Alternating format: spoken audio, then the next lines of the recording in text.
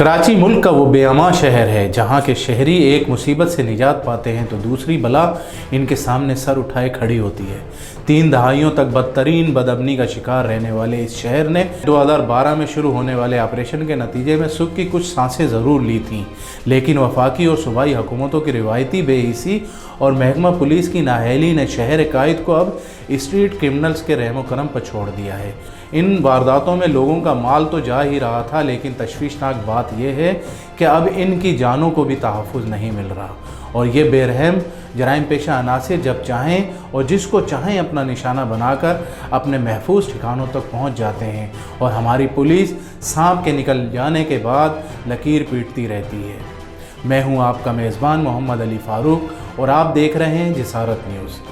कराची के लिए नया साल इंतहाई अंधोनाक साबित हो रहा है। रोशनियों के शहर की पहचान पहले टारगेट क्लिक बनी हुई थी और अब इसकी शनाख्त स्ट्रीट क्राइम बन गई है। नए साल के शुरू हुए अभी 2 माह भी मुकम्मल नहीं हुए, लेकिन 1 दर्जन से ज़ायद अफराद डकैती मुज़ाहमत पर अपनी जान से हाथ धो बैठे हैं। तारीक राहों में मारे गए शहर कायद के इन बासियों का खून इतना सस्ता साबित हुआ है कि आज तक कोई ऐसी खबर सुनने को नहीं मिली कि इन जराइम में मुलविस किसी मुलजिम को हमारी पुलिस अदालतों से सज़ा दिलवाने में कामयाब हो गई है। जनवरी और फरवरी के महीनों में एक सहाफ़ी समेत 30 से ज़ायद अफराद का लुटेरों के हाथों कत्ल होना इस बात की गवाही दे रहा है कि पुलिस इस मामले में बेबस और इस बेबसी के पीछे कई वजूहात हैं। जहाँ थाने बिकते हों, थानेदारों की तकर्री इस बुनियाद पर होती हो कि वो कितना माल कमा कर देगा, तो वहाँ शहरियों की जान और माल के तहफ़्फ़ुज़ की तवक्को रखना एक सुनहरी ख्वाब की तरह है। इन 70 अफराद का क्या होगा जो इस साल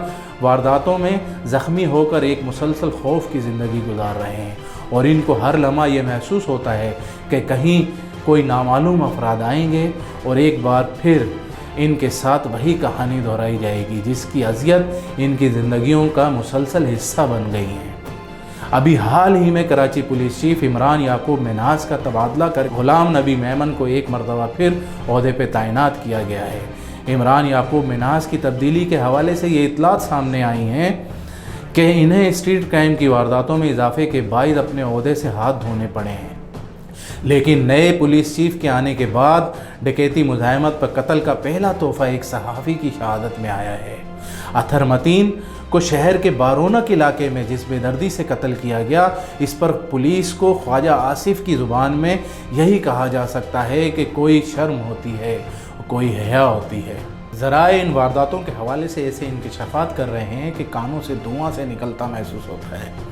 इन ज़राए का दावा है कि कराची में स्ट्रीट क्राइम का जुर्म बाकायदा पुलिस सरपरस्ती में किया जाता है और इन वारदातों से हासिल होने वाली रकम एक माकूल हिस्सा थानों में मौजूद पुलिस की काली भेड़ों को भी पहुंचाया जाता है और इसके एवज़ इन्हें खुलकर खेलने का मौका दिया जाता है। अगर हुकूमत या अदालतों की जानिब से कोई दबाव सामने आ जाए तो हमारी बाकमाल पुलिस नुमाइशी गिरफ्तारियों का सिलसिला शुरू कर देती है और गिरफ्तार मुल्ज़िमान को ही रकम के एवज़ हाफ फ्राई और फुल फ्राई जैसे मुबैना मुकाबलों में गिरफ्तारी ज़ाहिर की जाती है और हक्काम बाला को सब ठीक है की रिपोर्ट दी जाती है। ज़राए का कहना है कि स्ट्रीट क्राइम की वारदातों में इजाफे की एक बड़ी वजह शहर के कई बरसों तक राज करने वाली जमात का लावारिस होना भी है। अपने सरपरस्तों से महरूम होने के बाद इस जमात के जराइम पेशा अफराद ने अपने अपने इलाकों में पुलिस को ही अपना माई बाप बना लिया है और कुछ वारदातें वो अपने लिए करते हैं, कुछ वारदातें इनसे वर्दी में मौजूद काली भेड़ें करवाती हैं। इस तरह दोनों का काम चल रहा है और आवाम